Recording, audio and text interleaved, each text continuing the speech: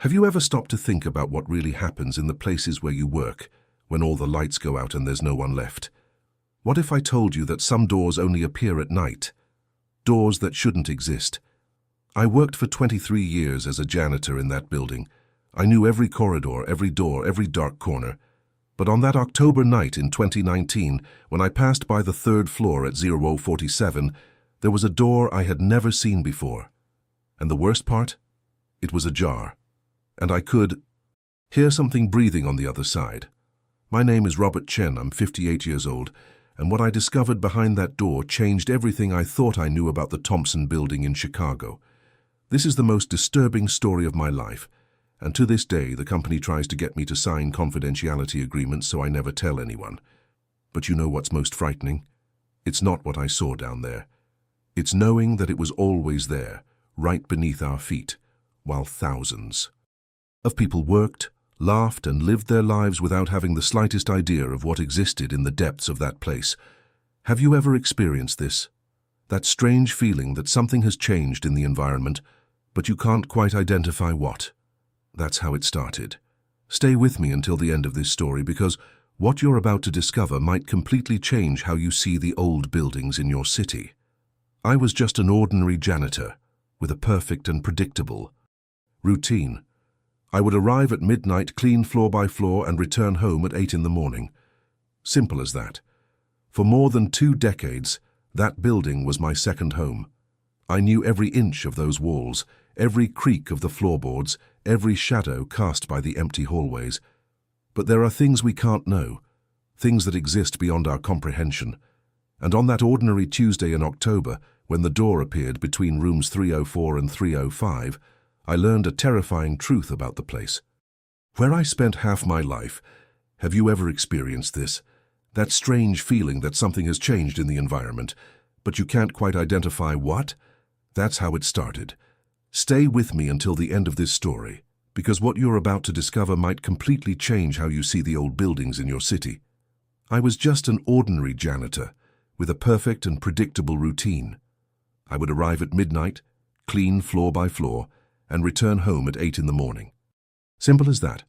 For more than 2 decades, that building was my second home. I knew every inch of those walls, every creak of the floorboards, every shadow cast by the empty hallways. But there are things we can't know, things that exist beyond our comprehension.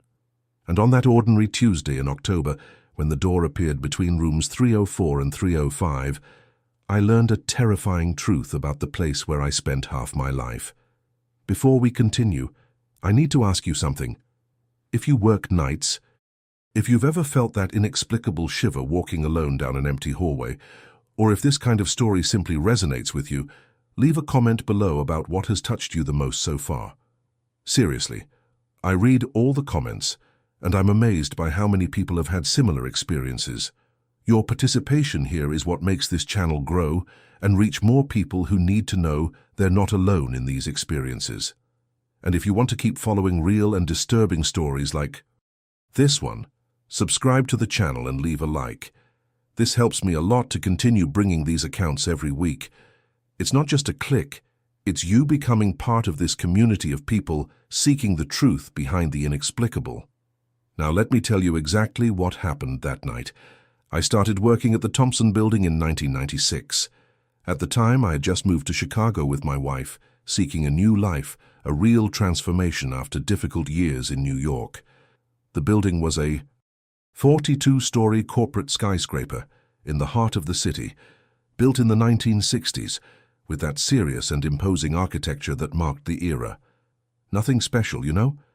Just another office building where ordinary people worked Monday through Friday, living their routines, making their daily decisions, completely oblivious to the inner workings of that place. My shift was from midnight to 8 in the morning, and look, I preferred it that way. It might seem strange to many people, but there was something profoundly comforting about that absolute silence. No hurried executives, no noisy meetings, none of that human chaos that dominates buildings during the day. It was just me, my cleaning cart, and the low, constant hum of the air conditioner. A solitary shift, but one that gave me a peace I had never experienced before. I had a perfect, almost ritualistic routine. I would start in the basement at 12:15 a.m. sharp, then climb floor by floor with almost mathematical precision, and finish on the rooftop at 6:30 a.m., just in time to see the sunrise over Lake Michigan. In 23 years, I never broke that pattern. Not when I was sick, not on holidays, not when my daughter was born. That routine was my foundation, my survival mindset in a chaotic world. I knew every inch of that place better than my own house.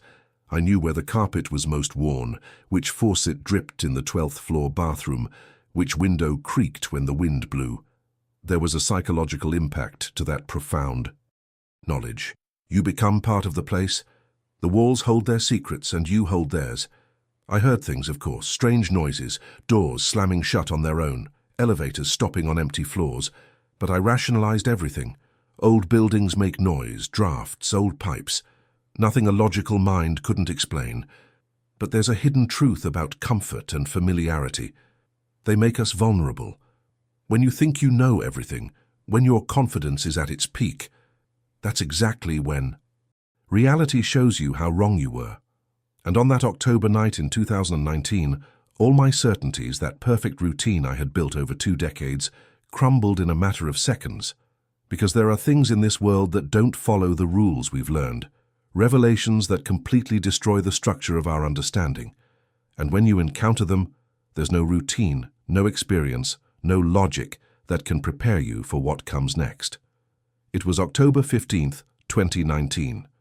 A completely ordinary Tuesday, with nothing to indicate that my life was about to take an irreversible turn. I arrived at work at 11:50 p.m. as usual, swiped my badge at the turnstile, changed clothes in the cramped basement locker room, and picked up my master keys. That heavy, noisy bunch of 47 different keys that opened absolutely everything in the building.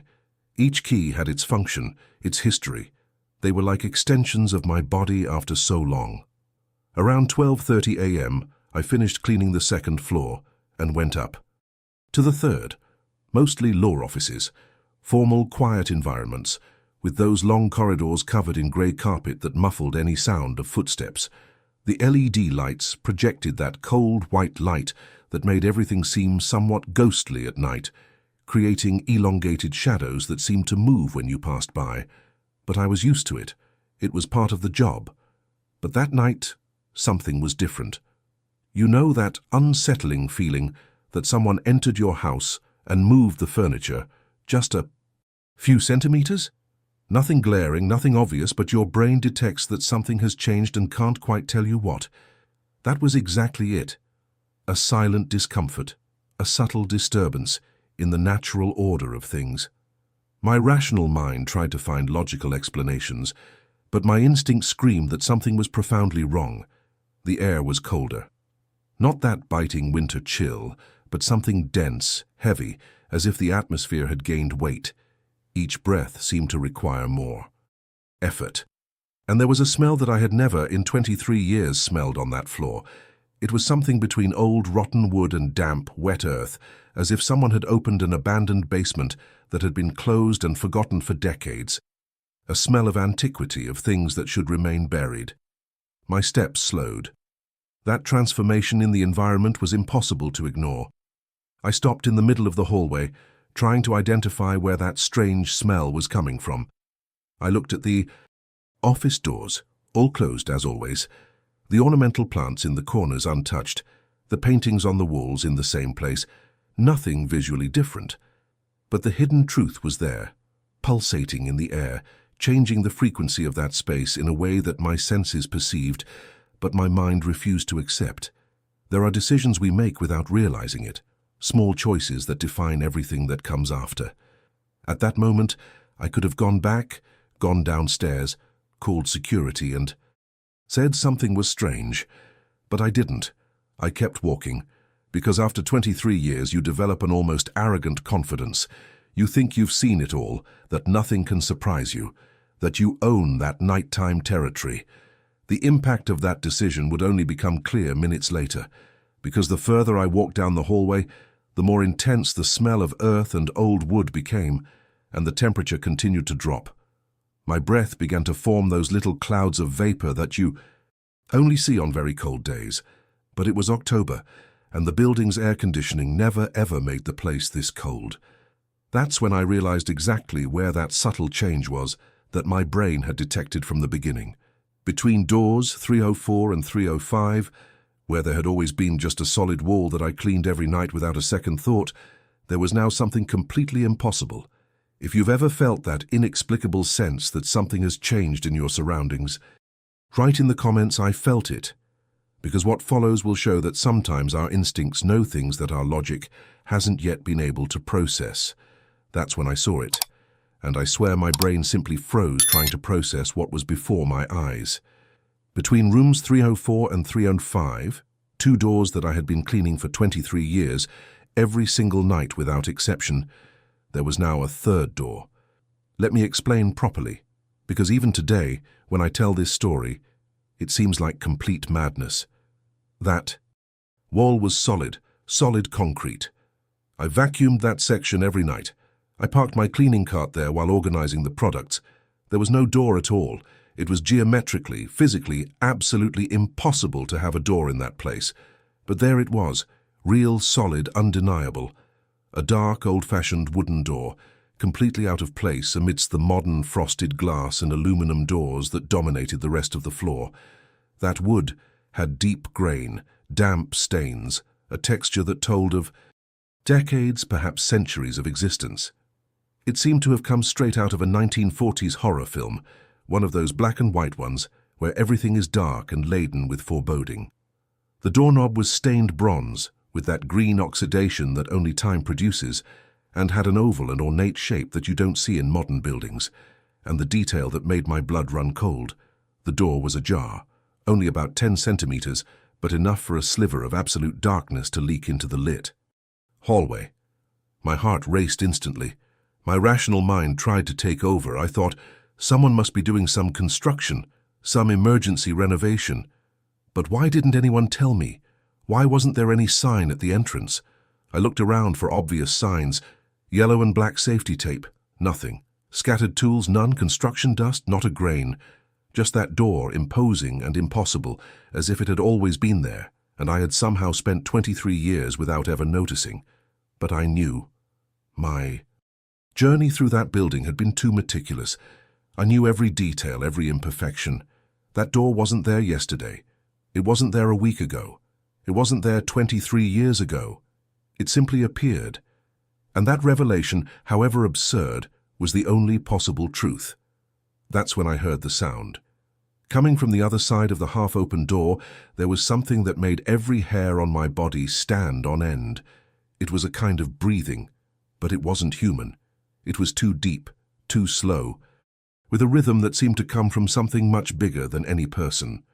Each exhalation carried a weight, a density that I could almost feel vibrating in the air. And there were long intervals between each breath, as if that thing on the other side didn't need oxygen with the same urgency that normal creatures do. The psychological impact of that moment was devastating. All my certainties, all the confidence I had built up over 2 decades, evaporated in seconds.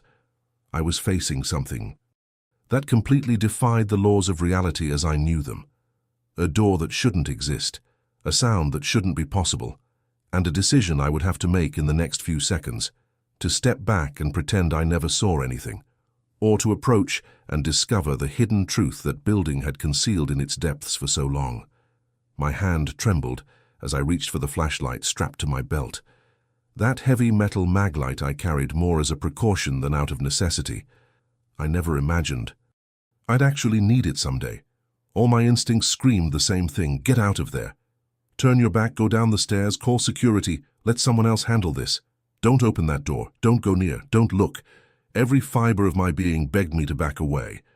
But there's something in the mindset of someone who's worked 23 years in the same place that creates an almost irrational sense of responsibility. I was the caretaker. I was responsible for that building. If there was a gas leak, a hidden intruder, or any other problem, I needed to know. This decision, however dangerous, felt like part of my duty, part of my journey there. I grabbed my flashlight with a trembling hand, that heavy metal mag light I'd carried for years, serving both as a light source and as an improvised weapon if necessary. I never imagined I'd actually consider using it as a weapon. I started to approach the door, each step heavy and deliberate, fighting against every survival instinct that roared inside me. The smell grew exponentially stronger with every inch I got closer. Damp earth, deep mold, that odor of an abandoned basement. But there was something more now. Something metallic and sweet at the same time, like old blood that's been exposed to the air for too long. My stomach churned. The transformation of the environment was so drastic that it felt like I was leaving one world and entering a completely different one. I stretched out my arm hesitantly and placed my hand on the rusted bronze. Doorknob. The impact of the touch was immediate and shocking. The doorknob was icy cold, not simply cold like metal at room temperature. It was as cold as if it had spent hours inside an industrial freezer. The cold burned my palm instantly, but I didn't let go. I took a deep breath, gathered all the courage I could find, and pushed the door a few more inches in. The hinge groaned. It was a long, sharp, chilling sound that echoed through the empty third-floor hallway like a warning cry. A sound. That didn't belong in that modern corporate place. It was the sound of something very old being disturbed after a long silence. And then I saw what was on the other side. My mind simply refused to accept it for a few seconds. It was a hallway. But it definitely wasn't a hallway in the Thompson Building. It wasn't anything that should exist in a Chicago commercial building. The walls were exposed brick, old, stained with black and green mold. There were deep cracks snaking through the masonry. The floor wasn't carpet or tile, but uneven stone, worn by time and use. And there were no LED lights. There was no visible electrical wiring. The lighting came from torches, real torches, with real flames, fixed to iron supports on the walls. The yellowish flickering light danced on the uneven surfaces, creating shadows that seemed to move with a life of their own. The heat of the flames contrasted violently with the icy cold emanating from that place. But the detail that made my reality completely crumble was the direction of the corridor. It descended, like a gentle yet unmistakable ramp, going deeper and deeper, disappearing into the darkness beyond the reach of the torchlight. And that was geometrically impossible. Absolutely impossible. That wall led directly to the outside of the building. When I opened that door, I should have been looking at the void, at the open air, at the city of Chicago below. There should only have been night sky and city lights, not an underground corridor descending into unknown depths. The hidden truth hit me hard. It didn't obey the laws of physics as I knew them. It wasn't a renovation. It wasn't an optical illusion. It was something completely outside the natural order of the world. If you've ever had a moment where your reality was completely questioned, write in the comments, impossible. Because what I was about to do next would challenge everything I believed to be real. I should have left right then and there. I should have retreated, run back to the normal hallway, called the police, the fire department, any authority that could handle it. I should have trusted my instincts that screamed danger. But there's a part of human nature that's stronger than fear, stronger than logic. Maybe it was pure curiosity. Maybe it was something darker, more primitive, that irrational need to know the hidden truth even if it destroys you in the process. I needed to know what it meant. I needed to understand. So I took the step. I entered the impossible hallway. And the second my body completely crossed the threshold of the door, I heard a sound that froze my blood. The door closed behind me with a soft, almost gentle, but definitive click. I immediately turned and tried to open it again, pulling hard, frantically twisting the doorknob. Nothing. The doorknob turned completely in the void, encountering no resistance, not engaging in any mechanism. It was as if there was no lock on the inside, as if that door had been designed to let things in but never out. Shit. The reality of my situation hit me like a ton of bricks. There was only one direction now, down, into the depths of whatever this place was. My journey had taken a turn from which there was no immediate return. I took a deep breath, gripped the flashlight handle tightly, and started walking down the corridor. With each step, the smell grew more intense and complex. Damp earth, ancient mold, and now something new mingled with the foul air. Something organic and nauseating. Decaying flesh? That unmistakable odor of rotting biological matter? My stomach churned violently, and I had to breathe through my mouth to avoid vomiting. The sensory impact was devastating. Every sense screamed that I was entering somewhere profoundly wrong, somewhere where humans shouldn't be. I continued down the gentle slope. Time completely lost its meaning. It could have been 5 minutes. It could have been 20. There was no clock, no point of reference. Just the endless descent, the crackling torches on the brick walls, and that increasingly strong smell. Until finally the corridor opened into something different. A staircase. Irregular stone steps, extremely old, with the treads worn deep in the center, forming concave depressions as if thousands, perhaps millions of people had climbed and descended there for centuries. The stone was polished by constant use, gleaming faintly under the torchlight. The torches continued their descent, fixed at regular intervals, casting long dancing shadows that rose and fell along the walls like entities of their own. Each flame flickered with the movement of air coming from below, carrying with it that unbearable odor and something else. Heat. A humid, oppressive heat that shouldn't exist in the depths of a Chicago building. That's when I heard the voices. My whole body froze. They were human voices, or at least they seemed to be, coming from somewhere far below. But these weren't words in any language I recognized. English, Spanish, French, Mandarin. I'd heard them all working in that multicultural building, but this was completely different.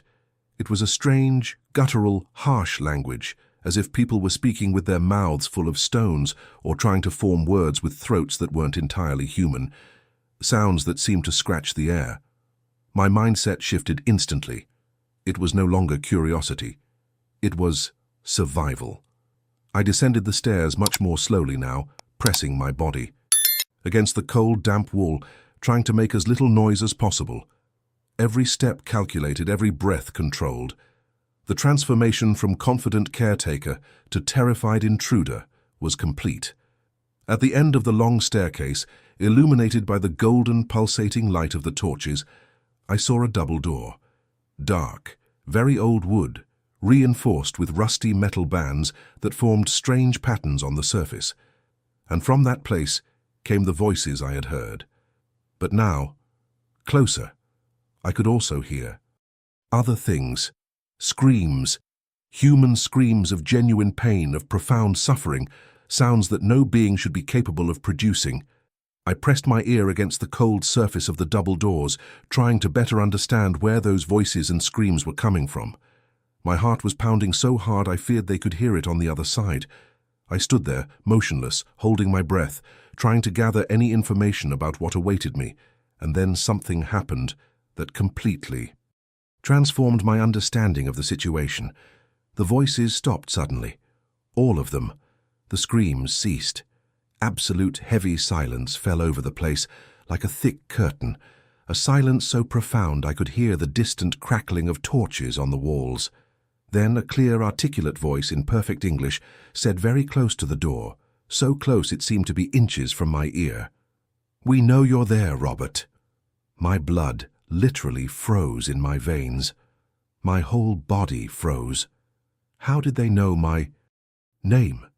How was it possible that they knew who I was? I had never been to that place before. That door didn't even exist until today. How could they know me? The revelation that I wasn't just an accidental observer, but somehow expected, was devastating. "You went down too far, Robert. You should have stayed on your floor."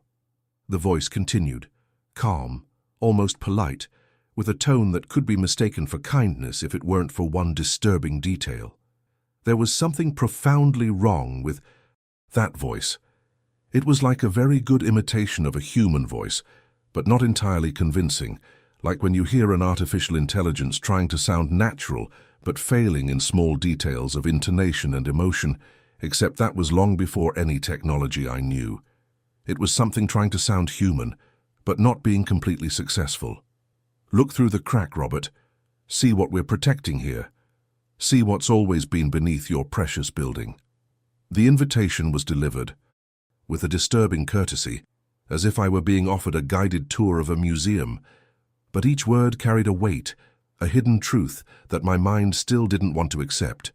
My hand trembled uncontrollably as I slowly lowered myself and positioned my face close to the narrow gap between the two wooden doors.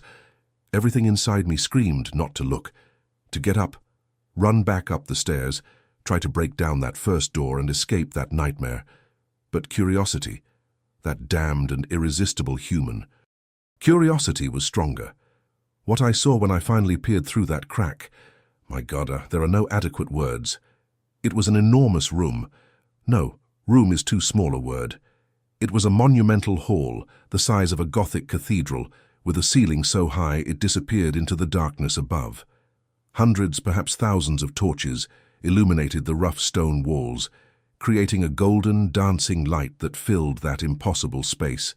And in the center of that hall were people, dozens of them. Perhaps 50, perhaps 100. It was difficult to count precisely through the narrow crack. But what shocked me wasn't the number. It was their appearance. They were wearing clothes from completely different historical periods. Some wore modern suits, indistinguishable from those worn by executives at the Thompson Building every day. Others wore clothes clearly from the 50s and 60s. There were people in outfits that looked like they were from the 30s and 20s, and some, those closest to the center, wore clothes that looked medieval or even older, as if people from different centuries had been brought together in that place, preserved somehow beyond normal human comprehension. They were all arranged in a perfect circle, all staring fixedly at the center of the hall. No one moved. No one blinked. It was like watching human statues in some ritual frozen in time. And in the center, where all eyes converged, there was something my brain simply refused to process. Properly. A thing. An entity. I can't even describe it properly now because human words weren't made for it. It was something that pulsed with a life of its own, that shone with a sickly, greenish light that hurt the eyes. Did it have tentacles? Roots? Appendages moving slowly as if underwater? It seemed simultaneously alive and dead, organic and mineral, real and impossible. If there's something behind the scenes of our reality that we shouldn't know, write in the comments, protected. Because what that voice said next would reveal the terrifying purpose of that place. The voice continued, now with a tone that mixed ancient pride and profound resignation. The building was built upon us, not despite us. Every structure in this city has its guardians, Robert. We are the guardians of the Thompson Building. The words fell on me like heavy stones. The revelation that this was not an accident, not an isolated anomaly, but part of something much larger, much more organized, was devastating. They were saying that all of Chicago, all those gleaming modern towers, were merely facades built upon ancient and terrible secrets. They thought they could just build on top of us and forget about us, bury the truth under concrete and steel. But we're still here, we always have been, we always will be. The voice carried centuries of patience, of silent waiting, while the modern world erected its ignorant structures on foundations it never understood. It was at that moment that the creature in the center of the hall moved, and my God, that movement was the most nauseating thing I've ever witnessed.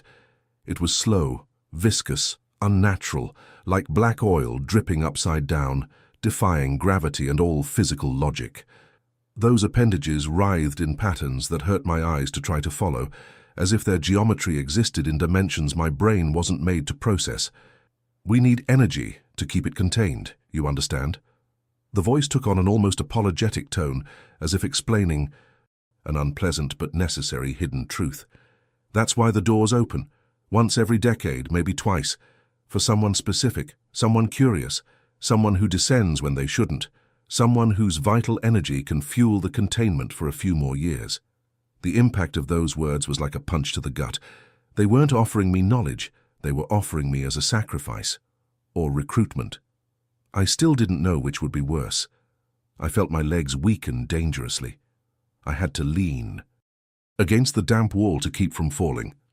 My journey from confident janitor to that moment of utter terror had happened in less than an hour, but it felt like a lifetime. My entire rational mindset, my entire understanding of how the world worked, was crumbling brick by brick. You have a choice, Robert. The voice became almost gentle now, like a teacher explaining options to a student. You can join us. Become a guardian like everyone else here. Live forever in these depths, protecting Chicago from what's trapped here. You would be part of something bigger than yourself, part of a mission that keeps millions of people up there safe and unaware. There would be purpose. There would be meaning. There would be eternity. The offer was seductive in a sickening way, complete transformation, to stop being an ordinary human and become something more, something essential. But at what cost? The voice paused for a long, deliberate time. The silence, heavy with decision, hung in the air, like thick smoke. Or you can run. The door behind you will open in exactly 30 seconds. Run and never return to the third floor. Never tell anyone what you saw here. Live your normal life. Grow old. Die like everyone else. And pray, Robert. Pray with all your soul that the door doesn't choose you again, because if it opens a second time, there will be no choice left. Only fate. Before I could even fully process those words, I heard a sound that made my heart race. A mechanical click echoed. Down the brick hallway behind me. I turned my head so fast my neck cracked. The hallway door, that first old wooden door that had locked when I entered, was now ajar. Just a few inches, but enough for the familiar artificial light from the normal third floor of the Thompson Building to seep through the crack. The light of my world, the light of normalcy, the light of salvation.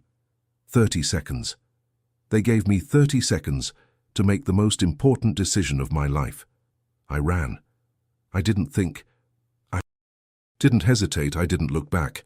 I simply ran with every ounce of energy my 58-year-old body could produce. I climbed those worn stone stairs like I'd never run in my entire life. My lungs burned, my heart pounded so hard it felt like it wanted to explode from my chest, but I didn't stop. Not for a second. The decision had been made in milliseconds. Survival. Normalcy. Life. I crossed the old brick corridor without looking to the sides, ignoring the torches, ignoring the nauseating smell, focused only on that sliver of modern artificial light that represented salvation. I pushed the wooden door with all my might and literally stumbled back to the normal third floor of the Thompson Building. The impact of the change was instant and disorienting. Grey carpet under my feet instead of uneven stone, cold white LED light instead of golden torches, clean air conditioning instead of that putrid odor. Reality, normalcy, safety. I took several deep breaths, trying to calm my racing heart. That's when I heard the sound behind me. The dark wooden door closed with a soft, almost delicate click. I turned quickly to look, and then something happened that my mind still struggles to accept. The door simply disappeared. It didn't gradually merge with the wall. It didn't become transparent. It just ceased to exist instantly, as if someone had erased it from reality with a digital eraser. The wall became completely solid, smooth, intact again, as if there had never been a door in that place. I stood there for a few seconds, touching the wall with trembling hands, searching for any sign, any physical evidence of what had just happened. Nothing. Solid wall. Uniform paint. No cracks. No lines. Nothing. My journey through the impossible depths left no mark on the physical world. Eventually, I managed to move. I staggered to the emergency phone at the end of the corridor and called security. When the 2 night guards came running, worried, I said I had felt unwell, had a sudden dizziness, maybe low blood pressure. I lied. I lied with such conviction that I almost believed my own story. They took me to the building's infirmary, gave me water, measured my blood pressure. It was high, not low. Obviously. But I didn't argue. The following morning, still shaken but functionally operational, I asked to see the security camera footage from the 3rd floor. I needed proof. I needed confirmation that it had actually happened. The security supervisor, a guy named Mike, whom I'd known for years, showed me the footage without much questioning, and what I saw on the screen completely destroyed any hope of external validation. At 12:47 a.m., exactly as I remembered, I appear walking down the 3rd floor hallway as usual with my cleaning cart. I pass doors 303, 304 and 305, and then I simply stop, completely still. For a full 14 minutes of recording, I stand there like a statue, staring blankly at the solid wall between 304 and 305. I don't move. I don't blink. I just stand. There, frozen, staring into nothingness. Then, at 14 minutes, I start moving abruptly again, as if someone had pressed play after a pause.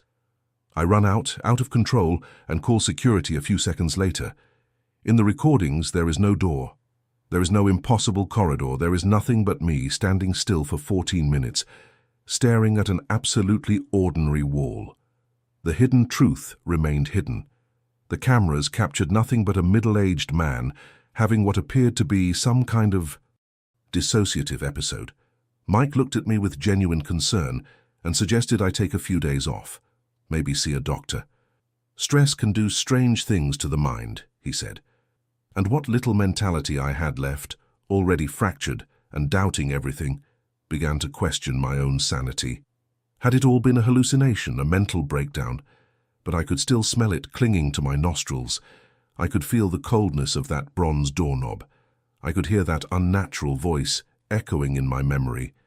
If you've ever experienced something that no one else believes, but you know deep down that it was real, write in the comments, "It was real." Because what I discovered in the following days would prove that I wasn't crazy. I resigned 3 days after that night. I simply couldn't enter that building anymore without feeling my stomach churn. Every hallway felt like a threat. Every solid wall seemed temporary, about to reveal another impossible door. The psychological transformation was complete. I was no longer the confident Robert Chen who knew every inch of that building. I was a man haunted by revelations I couldn't share with anyone. The Human Resources Department acted surprisingly quickly. Too quickly, actually. Less than 24 hours after handing in my resignation letter, I was called into a meeting with a corporate lawyer I'd never seen before. Man in an expensive suit, leather briefcase, completely neutral expression. He slid a document across the table and said the company was willing to offer me $50,000 to sign a confidentiality agreement about my nervous breakdown at work. Their mentality was clear: pay for my silence. They knew. Somehow, they knew what had happened. I signed without hesitation. I took the check, deposited it in the bank, and began planning my exit from Chicago. But before leaving for good, I did something I needed to do. I did in-depth research into the history of the Thompson Building. I spent 2 whole days in the Chicago Public Library, immersed in old archives, yellowed newspapers, dusty municipal records, and what I discovered confirmed my worst fears. The Thompson Building was built in 1962 on the ruins of an old psychiatric hospital called Mercy Asylum that mysteriously caught fire in 1889, killing 47 patients and 12 staff members. And that hospital, in turn, had been built on the ruins of a French mission from 1770 that was abruptly abandoned without any explanation recorded in the documents of the time. And before that, indigenous land, a place that the native tribes considered sacred or cursed, depending on which oral tradition you believe. Layers of history, layers of tragedy, all stacked vertically on the same piece of land. But the discovery that truly chilled me was something else entirely. Digging deeper into the Thompson Building's employee records, I uncovered information about the janitors who worked there before me. 7 janitors in total since the building opened in 1962. 3 of them vanished. Without a trace. They simply didn't come home one day and were never found again. One went completely insane, was committed to a psychiatric institution where he remains to this day, muttering things about doors and guardians. The other 2? Well, the records are vague and contradictory. Deaths listed as natural causes at suspiciously young ages. A pattern impossible to ignore. The door chose. It always chose. I moved to Arizona 2 weeks later, the furthest from Chicago I could imagine. I got a job at a shopping mall in Phoenix. Day shift, 9 in the morning to 5 in the afternoon. Lots of people constantly around. Sunlight, forced normalcy. The journey of rebuilding my life was slow and painful, but necessary. I avoid old buildings. I avoid working alone. I avoid any place that reminds me of that night. But sometimes late at night, When I'm almost asleep in that state between consciousness and dreaming, I still hear that voice, clear as if it were being whispered directly in my ear. The door doesn't choose by chance, Robert. It chooses those who need to know, and now you know, so ask us, what are you going to do with this knowledge? And I wake up sweating, heart racing, staring at the ceiling of my small, safe apartment in Arizona, without any answers. I don't know what to do with this knowledge. I don't know if telling this story makes me brave or reckless. I don't know if sharing this hidden truth helps anyone or just spreads the infection of consciousness that I now carry. But I know one thing with absolute certainty. There are things beneath our cities, ancient and hungry things, that exist far beyond our limited human comprehension, and sometimes, just sometimes, they open a door. Look, if you've made it this far with me in this story, I truly appreciate it. I know it wasn't easy. This kind of account affects us in a different way. It makes you question things you'd rather leave alone. But that's exactly why I keep bringing these stories to the channel. Because there are many people who have gone through similar experiences and feel completely alone thinking they're crazy, that no one will believe them. And they're not. If you want to keep up with real-life accounts like this one, stories that make you rethink what really exists in the places we think we know, subscribe to the channel. Every week I bring new cases, investigations, experiences that challenge our understanding of reality. And if Robert's story impacted you in any way, leave a like below. It really helps me reach more people who are also seeking these uncomfortable truths. And look, if you really stayed with me until the end, write in the comments, "Until the end."